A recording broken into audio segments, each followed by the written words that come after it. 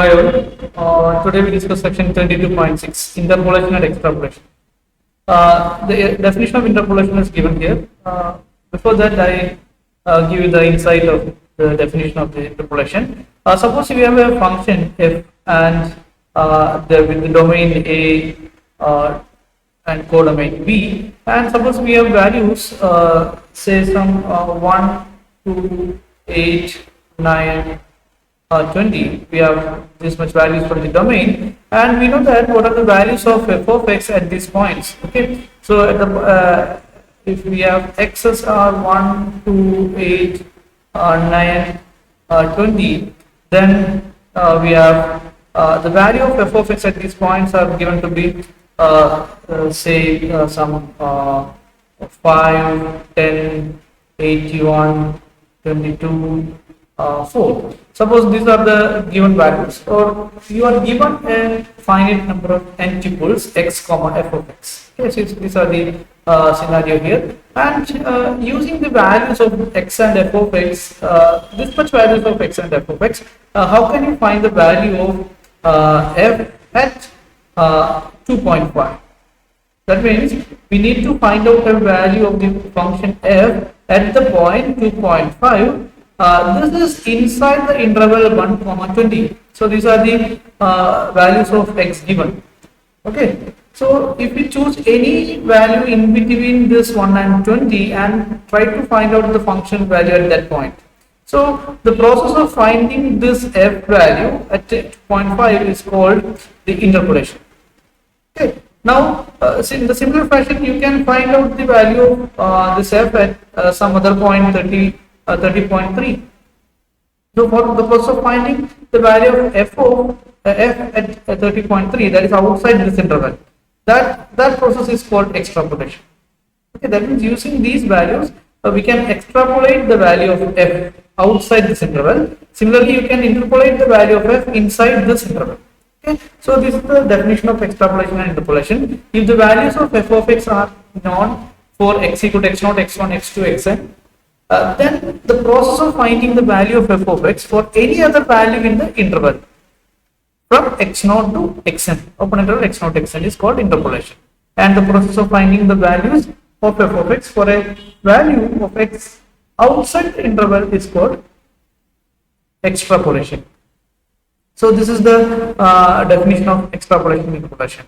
So we discuss how can we interpolate the value of f if the given values of x are in a nice manner, or if these the values of x is in equidistant. That means if the uniform interval, say 1, 2, 3, 4, 5, in this manner, or if we have x0 and x1 is obtained by adding h to this x0, and x2 is obtained by adding h, the same difference to this x1, and so on. If the intervals, the points are uniform, or if there is a common difference between any two consecutive points, then we can say that the uniform the values of f are given in uniform intervals.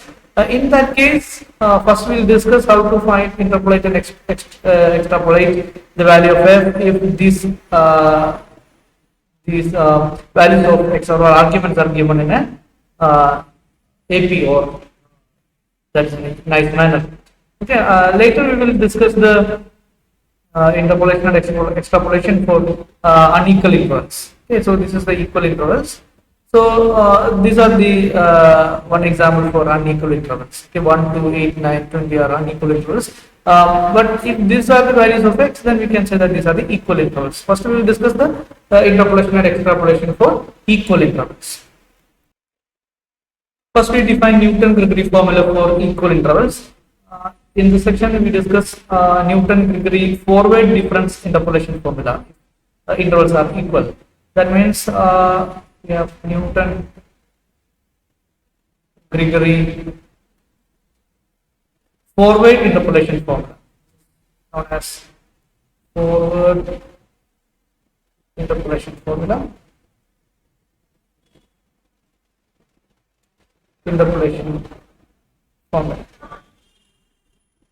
This is forward formula. So this is obtained from the definition of E. Okay, so if we have f of a plus n h, in order to evaluate f of a plus n h, this is we connect this with our shift operator, that is E n of f of a. Okay, so this is equal to 1 plus delta. We have already proved that 1 plus delta is equal to E, then 1 plus delta times n raised to n f of a, and we expand 1 plus delta raised to n using binomial expansion. If this n is not an integer, if this for any real number n, you can expand this 1 plus delta, that is 1 plus delta raised to n, that is going to be 1 plus n times delta plus n times n minus 1 times divided by 2 factorial and times this times delta square plus n into n minus 1 n minus 2 divided by factorial 3 times delta cube, etc. This is the expansion of 1 plus delta whole raised to n, even though this n is not an integer, of this f. Okay. Now you apply this f of a to apply this operator to this f of a. The first time will be f of a itself, and second time will be n times delta of f of a, that is n times delta f of a plus n into n minus 1 by factorial 2 times delta square f of a plus so on. Okay, so and we denote this f of a plus n h in terms of delta, that is this is f of a plus, and usually we denote f of a as y naught, so we replace it by y naught. Instead of writing f of a, we write it as a naught, sorry, y naught. This is y naught plus n times delta y naught plus n into n minus 1 by 2 factorial times delta square y naught plus etc. The third term will be n times n minus 1 times n minus 2 divided by 3 factorial times delta cube y naught plus etc. So this is what we call Newton-Gregory forward interpolation formula. So in order to find out f of a plus nh, we write we will find y naught, delta y naught, delta square y naught, so on, and evaluate this. Okay. So we take the number of terms of the right hand side of the series of this equation by the requirement of with the requirement of the places significant digits, significant figures. So if you have, we will later decide how many terms are to be taken to evaluate this f of a plus nh approximately. So in the similar fashion, you can define Newton-Gregory backward interpolation formula. That is the only difference is E can be replaced by the corresponding equation for replaced by the relation connecting E and del. So that will give, that is known as Newton-Gregory backward interpolation. Backward interpolation formula.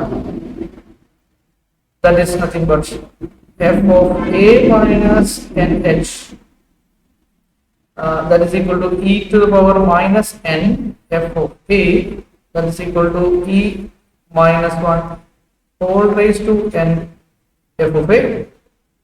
We know that e raised to minus 1 is equal to 1 minus del, so that can be replaced by 1 minus del raised to n, and we got this as f of a. By expanding the previous pattern, you write f of a minus n times del f of a. I'm not going to write all this repeatedly. So n times del f of a, n minus 1 by factorial to del square f of a minus, here we have the only difference is the sign of these series.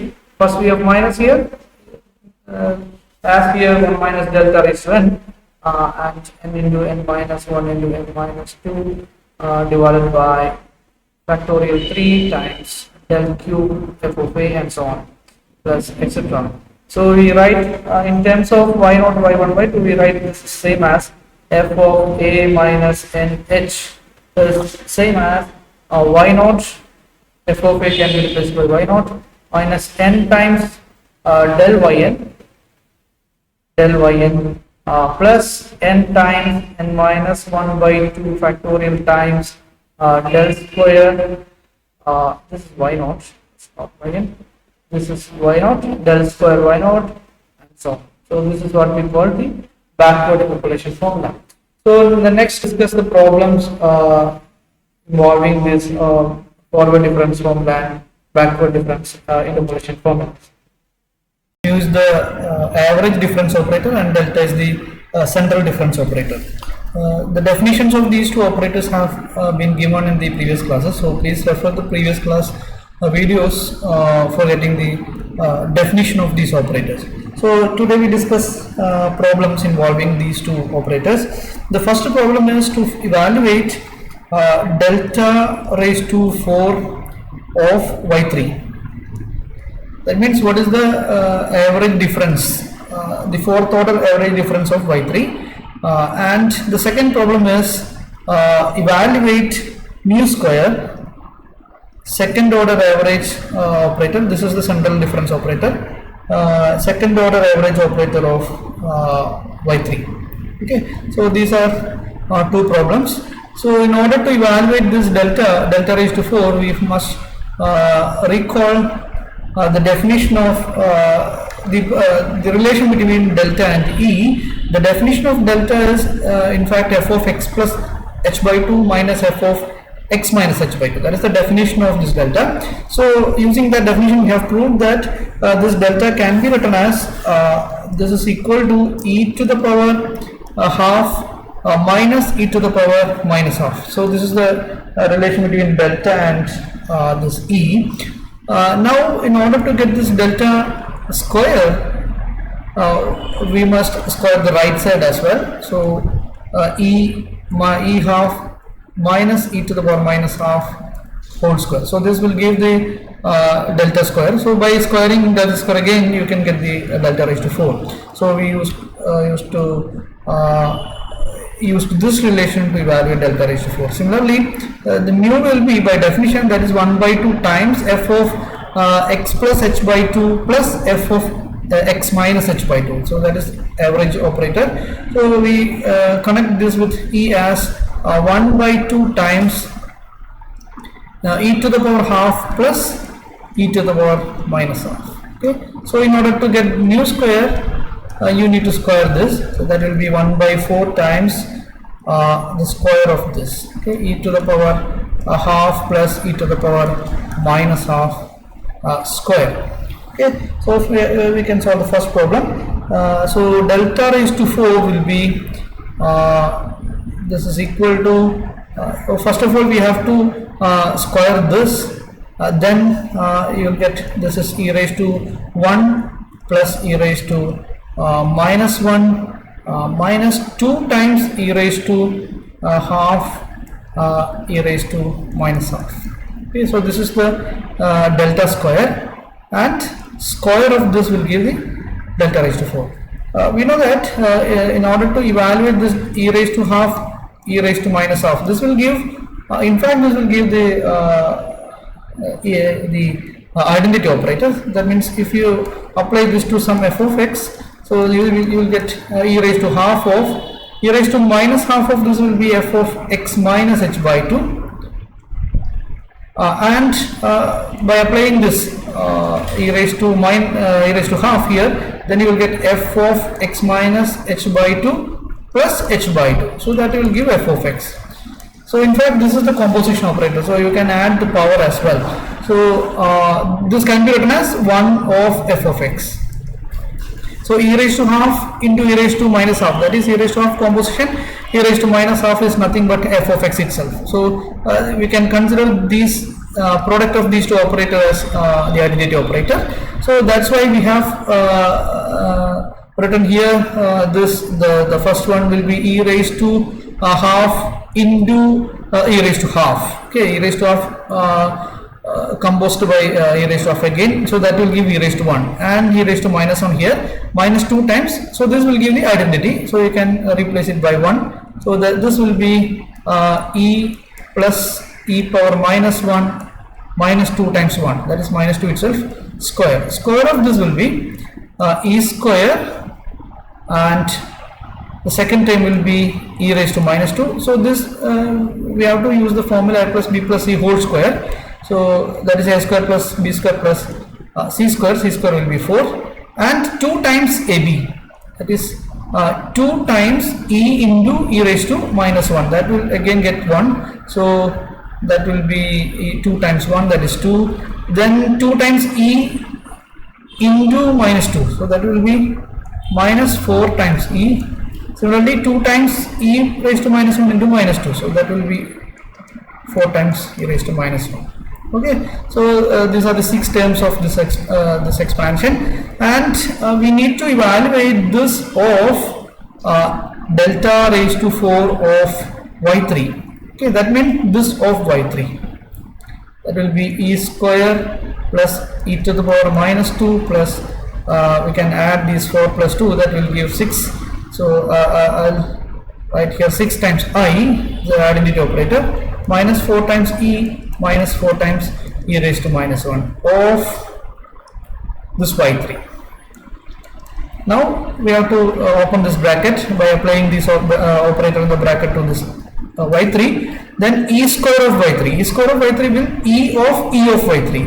We know that e of y3 is y4, that is a shift operator, so e square of y3 will be y5. Okay, that will shift 2 places or 2 intervals, so that will give y4, e of y3 is y4, then e of y3 is y5, and e of minus 2, so that will shift y3 to the left side, two interval left side, so that will give y1, and 6 times y3, that is y3 itself. Now minus 4 times e of y3, that is minus 4 times y4, and minus 4 times y2. Okay, so these are the values of delta raised to 4 of y3. Now you evaluate this expression. What is y5? Here this is y1, y2, y3, y4, y5. So y5 is 26 plus what is y1? y1 is 2. What is y3? Here we have 6 times y3, right? So this will be 6 times y3. Okay. So we have 6 times y3 here. 6 times y3 will be 6 times this 10, that is 60, and minus 4 times y4. y4 will be 17,